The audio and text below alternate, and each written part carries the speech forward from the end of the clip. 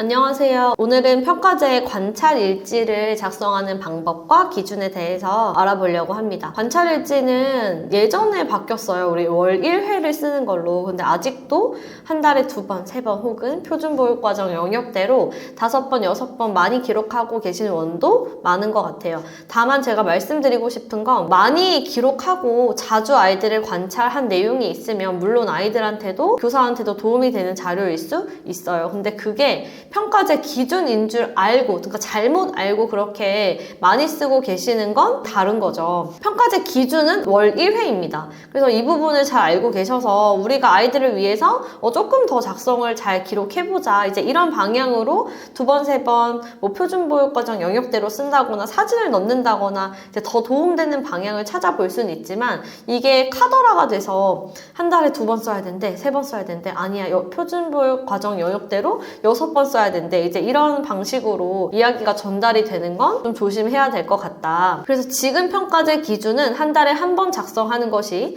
원칙 기준이고 그 한 달에 한 번은 놀이와 일상으로 구분해서 작성하고 있어요. 우리 예전에는 예술 경험, 자연 탐구 이렇게 표준보육과정의 영역대로 관찰 일지를 썼기 때문에 한 달에 5번, 6번 작성을 해야 했었죠. 전 또 다른 방식으로도 관찰 일지를 썼었는데 교실에 있는 모든 놀이를 골고루 관찰을 해야 된다라고 해서 표준보육과정의 영역이 아니라 교실에 있는 놀이 영역으로 썼었어요. 그래서 미술 영역, 그럼 미술 영역에서 노는 거. 그리고 뭐 쌓기 영역 하면 쌓기 영역에서 뭔가를 구성하고 쌓기하는 놀이를 하는 걸 관찰하고 이제 이런 식으로 해야 된다라고 해서 그렇게 기록을 했던 시절도 있었는데요. 지금 현재는 놀이와 일상으로 구분해서 작성하고 있어요. 그래서 어떻게 이해하시면 되냐면 3월 달에 놀이, 4월 달에 일상, 5월 달에 놀이, 6월 달에 일상 이렇게 번갈아 가면서 작성을 하면 가장 베스트예요. 이렇게 되면 관찰 일지는 3개월을 우리가 평가를 받기 때문에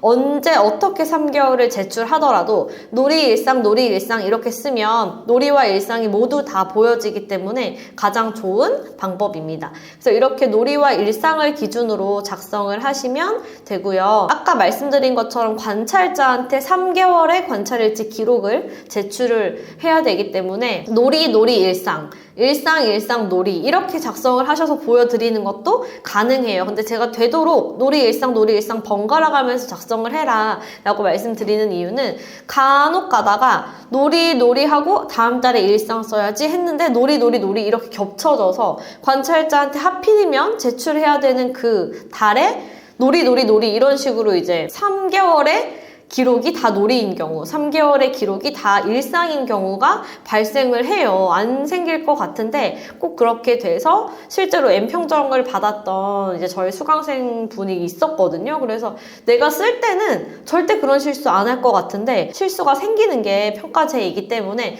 되도록 놀이 일상, 놀이 일상 번갈아 가시면서 쓰시는 걸 추천드리고요. 관찰 일지를 쓰면 선생님들이 그 옆에 이 관찰에 대한 해석, 교사의 해석 혹은 이렇게 관찰하고 보니까 이 아이한테 이런 게 더 필요하겠다라는 교사의 지원 같은 것들을 옆에다 기록을 하시는 원도 많이 봤는데요. 그렇게 기록을 하시는 거 괜찮아요. 제가 또 말씀드리지만 아이를 위해서 이 행동이 어떤 의미일까 해석이나 평가를 적어보시는 것도 좋지만 평가제에서 요구하는 기준은 아니라는 거. 그리고 어떻게 보면 관찰일지를 쓰는 건 짧은 장면, 짧은 시간 아이들을 관찰하고 관찰일지를 쓰게 돼요. 우리가 현장에서 많은 시간이 주어지지 않고 동시에 많은 아이들을 봐야 하기 때문에 한 명의 아이를 느긋하게 정말 행동, 눈빛, 표정까지 세세하게 관찰해서 관찰 일지를 쓰지는 못하고 있잖아요. 근데 우리가 그렇게까지 깊이 있게 관찰한 내용이 아님에도 불구하고 그 내용을 가지고 평가나 해석을 하기에는 조금 무리가 있다.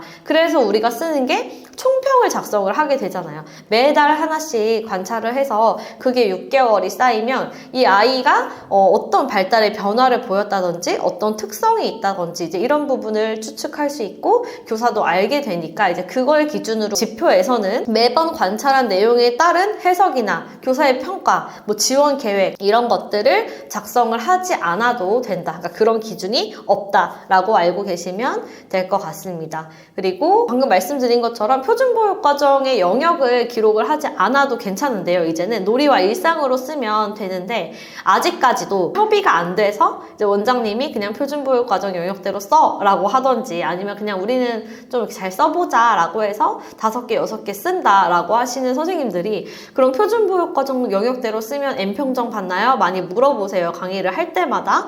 그런데 표준보육 과정 영역대로 쓴다고 N평점이 되진 않습니다. 평가제 기준을 지키지 못했을 때 N평점이 되는 건데 평가제 기준은 영아, 유아 모두 월 1회예요. 그런데 표준보육 과정 영역대로 쓰면 한 달에 5번, 6번을 작성을 하게 되고 평가제 기준에서 말하는 기준을 초과해서 쓰고 있는 거기 때문에 기준에 미달되는 내용이 없어서 N평점을 받지는 않습니다. 선생님들이 사실 많이 시간이 없어요. 서류를 할 시간이. 그리고 계속해서 이 진흥원에서 평가제나 평가 인증이 자꾸 내용이 바뀌는 부분을 보면 서류를 굉장히 많이 경감해 주려고 하고 있거든요. 근데 이게 좀 현장에서 잘 받아들여지지 않는 부분도 있는 것 같아요. 교사들이 너무 서류 업무가 과중하고 너무 많고 업무를 할 시간은 부족하기 때문에 기준에 맞춰서 효율적으로 조율을 해서 서류를 하면 좋을 것 같다는 생각입니다.